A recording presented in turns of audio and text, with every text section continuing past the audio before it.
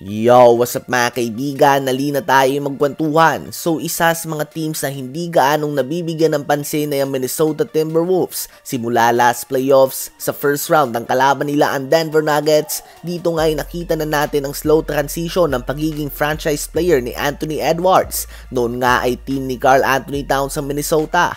Ngunit ngayon nga ay team na ito ni Edwards. Inaangat ng young star na ito ang kanyang level of play sa mga big moments. Isang bagay na bigo na magawa si Karl Anthony Towns sa mga naunang taon. Sa last 4 games ng Minnesota Timberwolves ay nagtatala si Anthony Edwards ng 29.8 points, 5.5 rebounds, 5.5 assists, and 1.8 steals per game on 56% shooting sa field. At sa 4 games na yan ay may perfect record din ng Timberwolves sa 4-0 kasama ang veteran guard Mike Conley, multi-time All-Star Karl Anthony Towns, one of the best defenders kay Jaden McDaniels, at 3-time Defensive Player of the Year winner Rudy Gobert. Nasa bench din nila si Naz Reid, Kyle Anderson, Troy Brown Jr., Nickeil Alexander-Walker at Shake Milton. Delikadong team nga ito mga kaibigan. They have one of the best starting five sa buong NBA. Ang question na lang nga dito ay kung paano ba sila magpe-perform under pressure.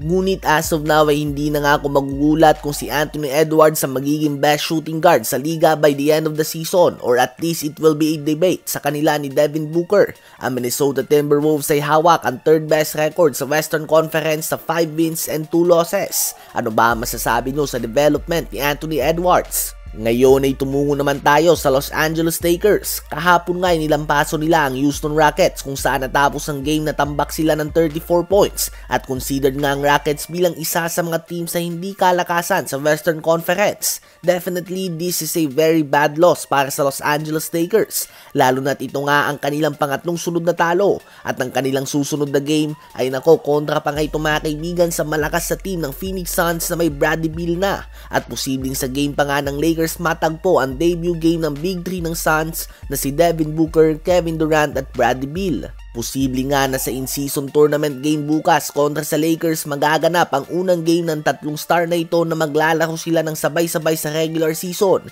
Hindi pa 100% sure si Devin Booker na maglalaro ngunit may tsansa nga.